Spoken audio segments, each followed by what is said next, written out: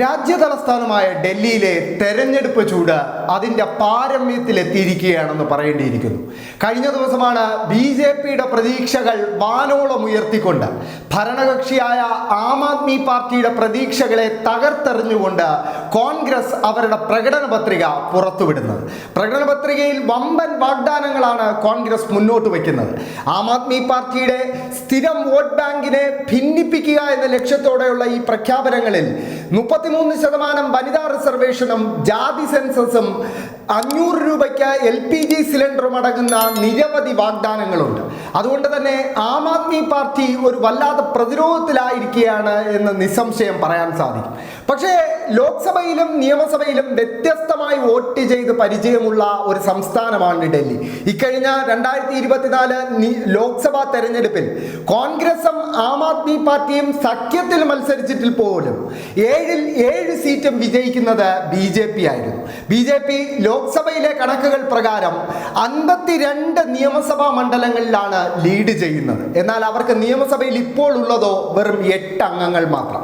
നിയമസഭയിൽ 62 അംഗങ്ങളുള്ള ആം ആദ്മി പാർട്ടിക്ക് കോൺഗ്രസുമായി സഖ്യം ചേർന്ന ശേഷവും ലോക്സഭയിൽ ലീഡ് ചെയ്യാനായത് വെറും 10 നിയമസഭാ സീറ്റുകളിൽ മാത്രമാണ്. പക്ഷേ ഇതൊരു അന്തിമ കണക്കാണെന്ന് പറയാൻ കഴിയില്ല. കാരണം 2019 ലോക്സഭാ തെരഞ്ഞെടുപ്പിലും ഇതേ മാതൃകയിൽ BJP 7 സീറ്റും ഡൽഹിയിൽ വിജയിച്ചിരുന്നു.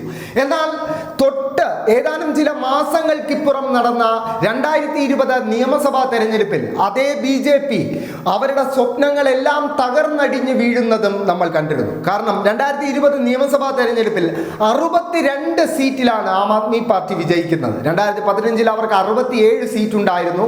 അതിൽ 3 സീറ്റുകൾ അവർക്ക് നഷ്ടപ്പെടുന്ന ഒരു സാഹചര്യം ഉണ്ടാകും.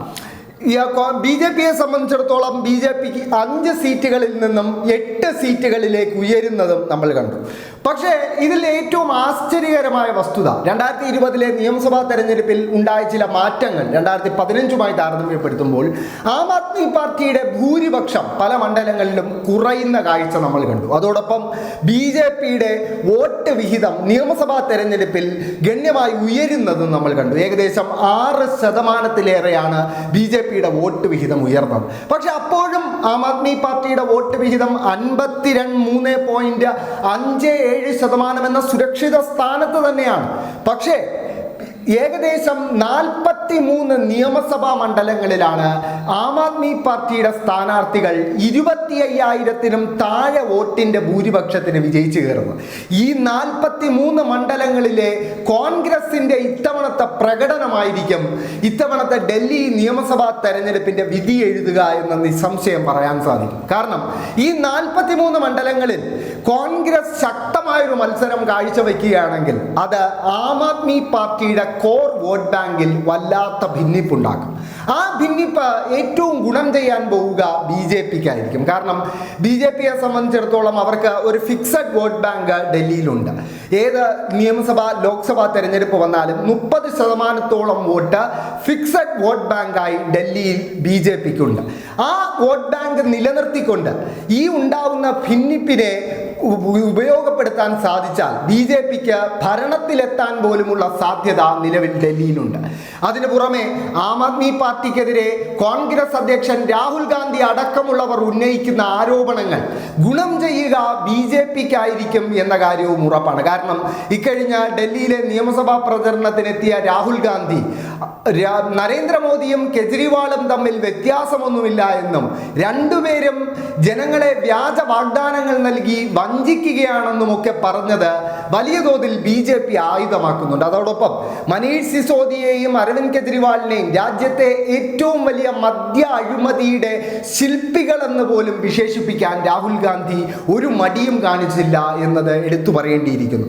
രാഹുൽ ഗാന്ധിയുടെയും കോൺഗ്രസിൻ്റെയും ഈ ആം ആദ്മി വിരുദ്ധ പ്രചരണങ്ങളെല്ലാം ഏറ്റവും ശക്തമായി നടത്തുന്നത് BJP പ്രൊഫൈലുകളാണ് എന്നതാണ് യാഥാർത്ഥ്യം. കാരണം ആം ആദ്മി പാർട്ടിക്ക് ഒരു തകർച്ച ഉണ്ടായാൽ മാത്രമേ, അവരുടെ വോട്ട് ബാങ്കിൽ ഒരു ഭിന്നിപ്പുണ്ടായാൽ മാത്രമേ BJPക്ക് ഒരു വിജയ സാധ്യത ഡൽഹിയിലുള്ളൂ.